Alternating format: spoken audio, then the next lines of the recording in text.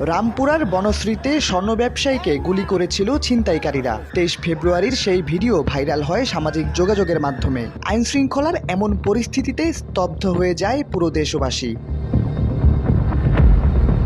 প্রায় 2.5 কোটি টাকার স্বর্ণ ছিনতাইয়ের এই ঘটনায় জড়িতদের ধরতে মাঠে নামে ডিবির 4টি টিম। প্রযুক্তির সহায়তা নিয়ে নিষিদ্ধ পল্লীতে পাওয়া একটি সূত্র ধরে ঘটনার 13 দিনে 6 জনকে গ্রেপ্তার করা হয়েছে। শনিবার ডিএমপির কমিশনার শেখ মোহাম্মদ সাজ্জাদ আলী গণমাধ্যমকে জানিয়েছেন, ঢাকাসহ দেশের বিভিন্ন স্থান থেকে আসামিদের গ্রেপ্তার করা হয়েছে। এ সময় তাদের কাছ থেকে উদ্ধার করা হয়েছে স্বর্ণ, নগদ টাকা, রিভলভার, গুলি ও একটি মোটরসাইকেল।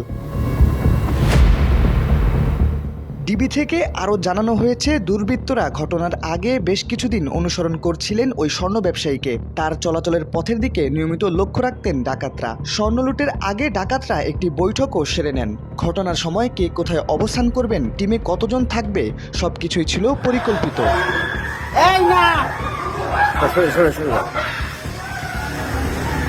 ঘটনার তদন্তে নেমে গোয়েন্দারা প্রথমেই সংগ্রহ করেন সিসিটিভি ফুটেজ। এরপর তথ্য প্রযুক্তির সহায়তায় বরিশাল থেকে গ্রেফতার করা হয় প্রথম ডাকাতকে। এর আগে একটি পতিতা পল্লী থেকে সর্বপ্রথম ক্লু পান গোয়েন্দারা। গ্রেফতারকৃতদের মধ্যে একজনের যাতায়াত ছিল ওই পতিতা পল্লীতে। যেই নারীর কাছে সেই ডাকাত নিয়মিত যেতেন, তার কাছ থেকে প্রাপ্ত সূত্র ধরেই গ্রেফতার করা হয় প্রথম ডাকাতকে। পরে ওই ডাকাতের দেওয়া তথ্যের উপর ভিত্তি করে ঢাকা, গাজীপুর, নারায়ণগঞ্জ, বরিশাল, পিরোজপুর ও মাদারীপুর সহ দেশের বিভিন্ন স্থান থেকে বাকি ডাকাতদের গ্রেফতার করা হয়।